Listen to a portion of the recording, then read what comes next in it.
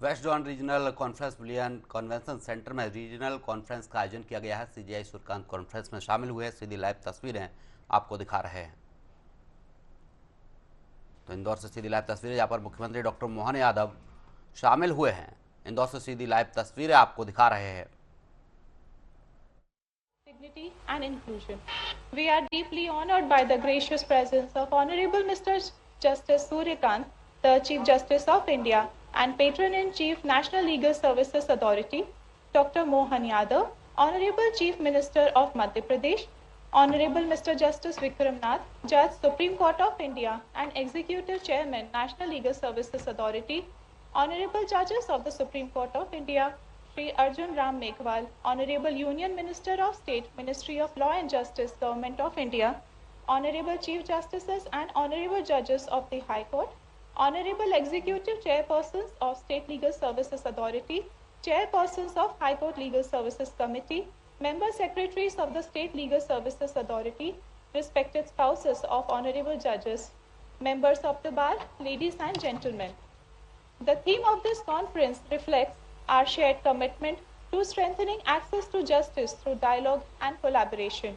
Over the next 2 days, this august gathering will provide a platform to share ideas, exchange best practices, and advance a more inclusive and responsive justice delivery system. May I respectfully request everyone present in the auditorium to kindly rise for the national song.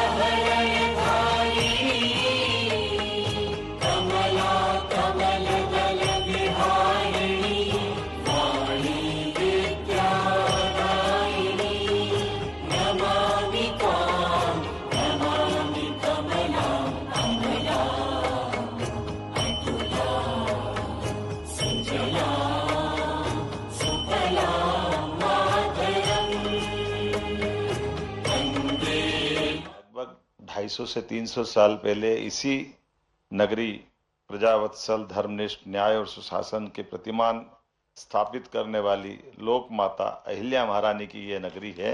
मैं आप सबका उस नाते से भी अभिनंदन करता हूं। कोई शासक न्याय करने में पुत्र और प्रजा में कोई अंतर न करे, यह उदाहरण भी यही होलकर महारानी अहिल्याबाई के माध्यम से मिला है। गलती गलती होती है, न्याय न्याय होता है। महारानी अहिल्याबाई ने अपने एकमात्र पुत्र को गलती होने पर उसी समान दंडित किया जैसे वो सामान्य रूप से न्याय सिंहासन पर बैठकर कोई भी न्यायाधीश करता है। ऐसे एक उदाहरण 2000 साल पहले विक्रमादित्य का है। विक्रमादित्य शकों को पराजित करते हुए देश भर में, दुनिया भर में अपने शासन की सुव्यवस्था के उत्कृष्ट उदाहरण स्थापित करते हैं।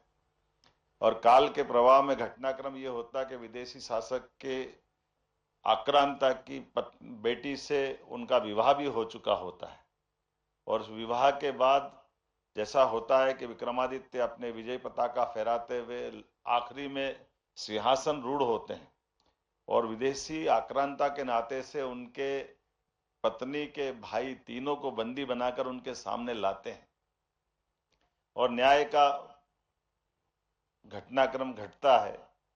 और जैसे अपने वो एक तरह से अपने पत्नी के भाई मतलब उनके साले हुए, उनको लेकर के सामने विचार के लिए जब विषय आता है तो दोष सिद्ध हो रहा है, और दोष सिद्ध होने में बीच में विघ्न आता है। पत्नी खड़ी हो जाती है हाथ जोड़ करके कि आप महाराज कुछ भी करिए, ये मेरे तीनों सगे भाई हैं, कृपा करके इनके पर दया करिए, इनके पर दया करने से मेरे भाई की जान बचेगी। आप चाहो सारी जिंदगी इनको जेल में रखना हो रखो, जो करना हो करो, लेकिन कृपा करके इनके प्राण दान देने का कष्ट करें। विक्रमादित्य एक तरफ अपनी पत्नी को देखते, दूसरी तरफ न्याय की उद्भट परंपरा, हमारी उज्जवल परंपरा को देखते हैं। वो खड़े होकर के निर्णय करते हैं कि भाग्यशाली, तुमने तुम्हारा पक्ष रख दिया, लेकिन मैं व्यक्तिगत जीवन के लिए नहीं खड़ा हूं। मेरे लिए भारत की इस न्याय व्यवस्था की परंपरा में हमारा न्याय, देरी से दिया गया न्याय भी अन्याय के बराबर है, और ये भले ही मेरे सगे साले हैं, लेकिन इनके लिए अब इस समय एक क्षण के लिए भी जीवित रहना ये न्याय के साथ अन्याय होगा। इसलिए इसी समय हाथी के पैरों के तले कुचलवा के मरवाने की मैं राजाज्ञा जारी करता हूं। यह हमारी उत्कृष्ट परंपरा। न्याय के संबंध में ऐसे एक नहीं सैकड़ों उदाहरण हैं जिनके माध्यम से जब न्याय की बात होती तो मुझे अत्यंत प्रसन्नता है। राष्ट्रीय विधिक सेवा प्राधिकरण के द्वारा न्याय व्यवस्था से जुड़े हुए सभी विषयों के लिए सभी सम्माननीय अलग अलग हमारे विचार प्रवर्तकों ने सच में वो हमारा गौरवशाली अतीत को जीवंत किया है। मैं मध्य प्रदेश सरकार की ओर से आप सबका वंदन करता हूं, अभिनंदन करता हूं। कार्यक्रम तो कई होंगे, कई होते भी रहते हैं, लेकिन कार्यक्रम को करते करते उनकी आत्मा को झकझोर दे, आनंद से विभोर कर दे, उस क्षण की प्रशंसा करना और उस क्षण का आनंद लेना, ये सच में दोनों प्रकार से मैं अपने आप को महसूस कर रहा हूं। मैं हमारे न्याय के सारे न्यायमूर्तियों का अभिनंदन करता हूं, जोरदार अभिनंदन आपकी तरफ से भी। और हम सब आज के इस अवसर पर ये पवित्र उद्देश्य के कारण से यहाँ इकट्ठा है, जिसकी थीम ही एक आवाज, सशक्त भविष्य, संवाद, गरिमा, समावेशन के माध्यम से न्याय पहुंचना है। मैं संविधान की प्रस्तावना की लोक कल्याणकारी, राज्य के धर्म और कर्तव्य समाहित जिस प्रकार से भाव है, उसी आधार पर इस प्रस्तावना में भी न्याय, स्वतंत्रता, समानता और बंधुत्व को लोकतंत्र का जिसमें आधार बनाया गया है। सम्मेलन की थीम संविधान की प्रस्तावनाओं के मूल भाव को साकार कर रही है। मुझे प्रसन्नता है सम्मेलन के मध्यस्थता के माध्यम से छोटे छोटे विवाद का निपटान, केस पेंडेंसी को कम करने जैसी गंभीर विषयों पर भी मंथन हो रहा है। और वैसे तो हमारी परंपरा वास्तव में न्याय की परंपरा पंच परमेश्वर की अवधारणा रही है, जिन्होंने कभी समझाकर, कभी संवाद से, कभी समझौतों से विवादों को सहजता से सुलझाया है। गीता का ज्ञान भगवान कृष्ण के उस महाभारत के उस दृष्टांत के साथ भी आता है कि उन्होंने 5 गांवों से भी समाधान का मार्ग खोजने का प्रयास किया, उससे वो भीषण समर टल सकता था। हमारे संविधान में हजारों वर्ष की भारतीय न्याय परंपरा आधुनिक लोकतांत्रिक मूल्यों का उत्कृष्ट संगम है। यह देश का न्याय विधान है। न्याय के मंदिर हमारे न्यायालय हैं। भारतीय अदालतों को न्याय के मंदिर में लोग श्रद्धा से न्याय मिलने के मंदिर के नाते से देखते हैं। नागरिक न्याय मिलने के भरोसे से न्यायालय की चौखट पर कदम रखते हैं। मैं आज के इस अवसर पर पुनः इस विचार विमर्श के साथ हमारी सरकार के द्वारा भी कई प्रकार के कामों के साथ हमारी इस व्यवस्था में मदद करने के लिए कदम से कदम मिला करके जुडिशरी की भावना के अनुसार सरकार अपने सारे संसाधनों के साथ सदैव प्रतिबद्ध है। और चूंकि यशस्वी प्रधानमंत्री के नेतृत्व में हमारे देखते देखते कितने प्रकार से बदलाव हो रहे हैं, मुझे इस बात की प्रसन्नता भी है कि हमारा वो अंग्रेजों के समय का न्याय बदलने का भी यही स्वर्णिम समय चल रहा है, जिसके कारण से नए प्रकार से तीनों प्रकार के बदलाव के दौर से सहजता के साथ पूरा समाज बदला है।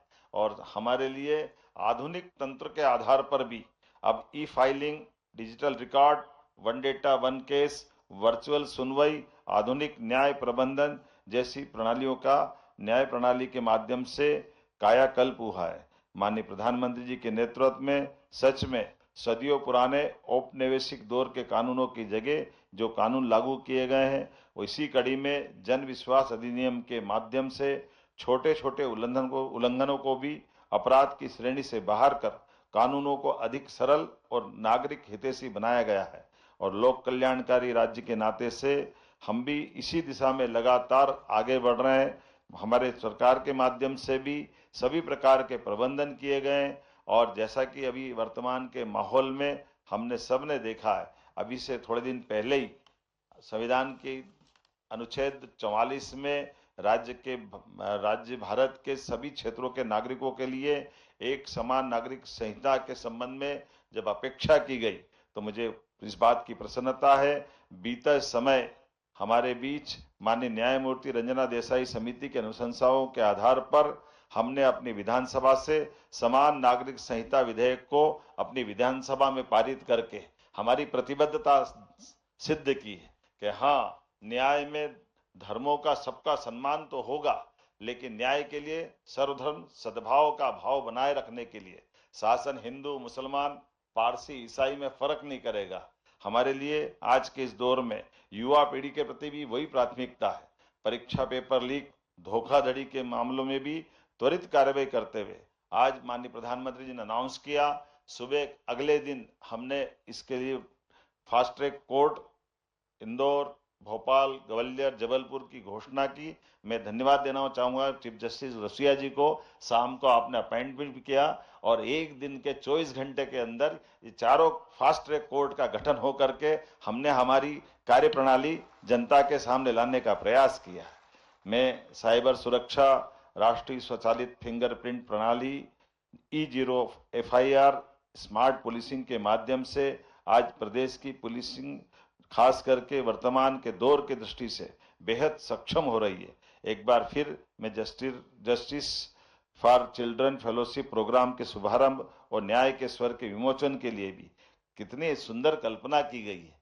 हमने दीप प्रज्वलन तो सब होते देखा है, लेकिन कोपलों के साथ फूटते नए वृक्ष के साथ हमारी सभी कदमों के साथ चलते हुए इस पूरी भावना का प्रकटीकरण पहली बार देखा है। और इसी प्रकार से ये सुंदर आयोजन में जो सुंदर कल्पना की गई, सभी अतिथियों को बताना चाहूंगा और अतिथियों के सामने आगंतुक सभी मित्रों की तरफ भी एक एक जस्टिस को जिस प्रकार से हमारे दिव्यांग भाई बहनों के स्कूल से ला करके उनके माध्यम से न केवल सम्मान कराया गया, बल्कि एक सुंदर कार्ड के माध्यम से उनका स्वयं का चित्र भी दे करके उसमें अपना प्यार का जो स्नेह दिखाया है। सच में मैं ये कल्पनाशीलता के लिए भी बधाई देना चाहूंगा एक बार फिर इस पूरे आयोजन के लिए। और इस अवसर पर हमारे राज्य के बाहर से आए सभी अतिथियों का मैं पुनः वंदन करता हूं, अभिनंदन करता हूं, बधाई देता हूं पूरे आयोजन के लिए। बहुत बहुत धन्यवाद। भारत माता की जय। माननीय मुख्यमंत्री जी, आपके प्रेरणादायी उद्बोधन के लिए हार्दिक धन्यवाद। आपके विचार न्याय को समाज के अंतिम व्यक्ति तक पहुंचाने के लिए हमें नई ऊर्जा और प्रेरणा प्रदान करेंगे। We now arrive at the most significant moment of this inaugural session. The legal services movement in India is founded upon the constitutional promise that justice shall not be denied to any citizen by reason of economic or other disability. It is under the visionary leadership and guidance of Honorable Mr. Justice Suryakant. तो इंदौर से सीधी live तस्वीर हमने आपको दिखाई। यहाँ पर मुख्यमंत्री